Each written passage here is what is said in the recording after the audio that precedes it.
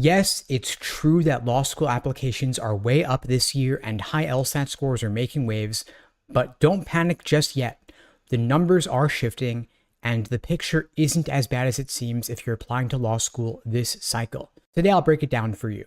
First, for those who don't know me, my name is Steve Schwartz. I've been teaching the LSAT since 2005, and I personally increased my own LSAT score from a 152 to a 175. Now that we're roughly midway through this law school admission cycle, I wanted to give you an update. If you're feeling overwhelmed by talk of increased applications and high LSAT scores, I've got great news for you. Things are not as bad as they seem. Today, we'll dive into the latest numbers in applicant volume, LSAT scores, and application timing to give you the insight you need to navigate the rest of this cycle. You've probably heard that law school application numbers are way up this year, and that's true, but it's worth putting the data into perspective. Law school applications are currently up 24.2% compared to last year, but this is already down from over 35% year-over-year increase just a few weeks ago, showing that growth is slowing as the cycle progresses.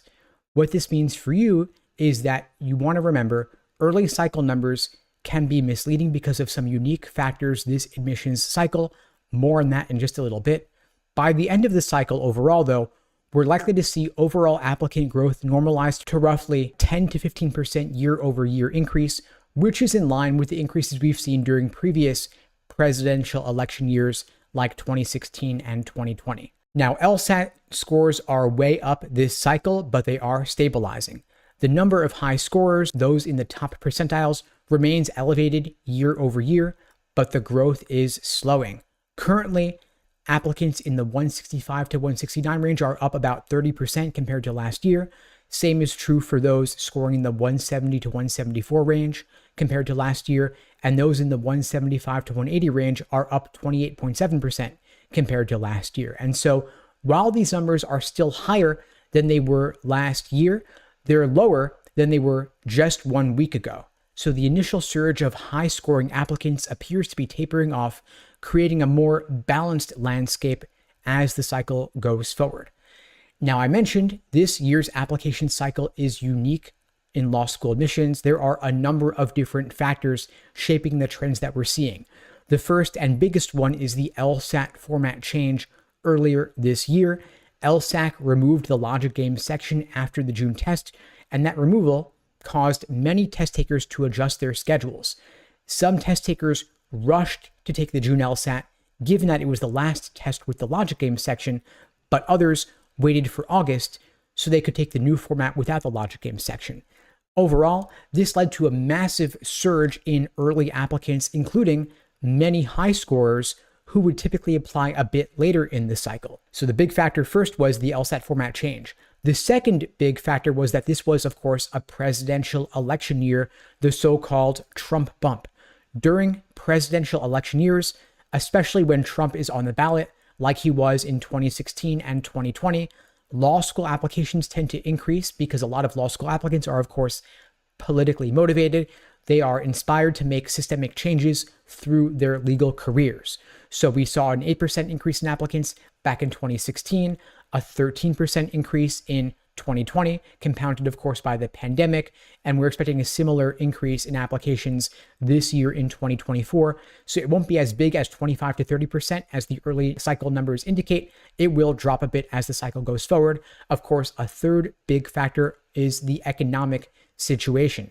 Historically, law school applications rise when the economy is bad and job opportunities are scarce. If the economy improves, which we're already seeing, and unemployment decreases, applicant volume may drop further. Now, of course, all this will impact LSAT and GPA medians this cycle.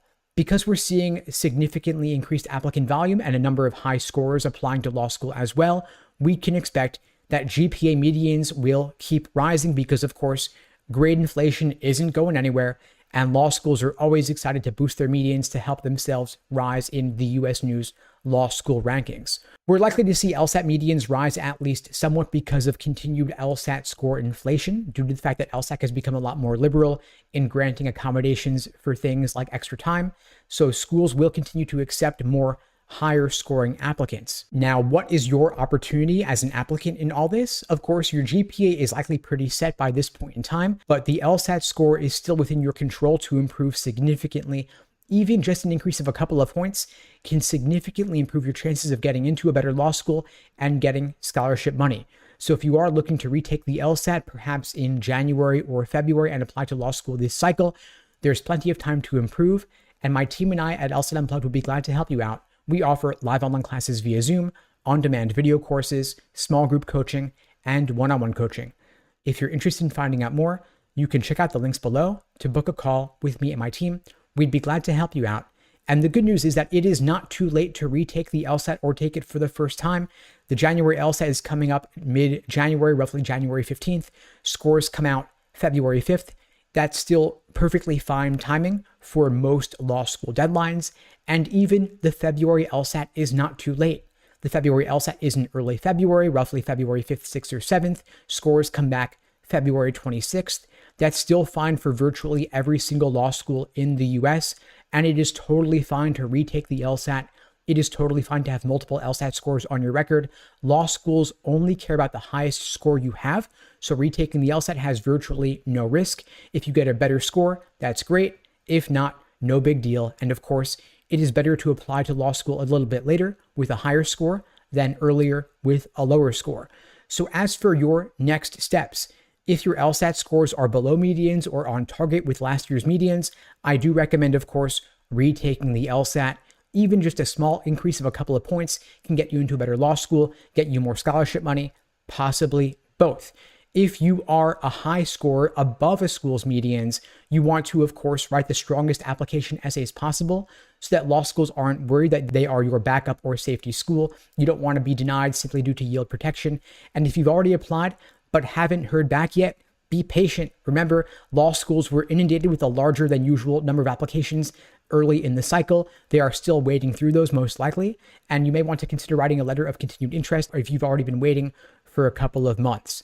And so yes, while law school apps are up this cycle and high LSAT scores are up this cycle as well, the situation is stabilizing. Don't let the early cycle numbers discourage you. Focus on what you can control, either retaking the LSAT or maybe writing that letter of continued interest. And of course, if you'd like my help, if you are retaking the LSAT in January, February, or taking it beyond that point, my team and I would be glad to help you out. Again, check out the links below to book a call with me and my team. And in the meantime, I'll wish you all the best and take care.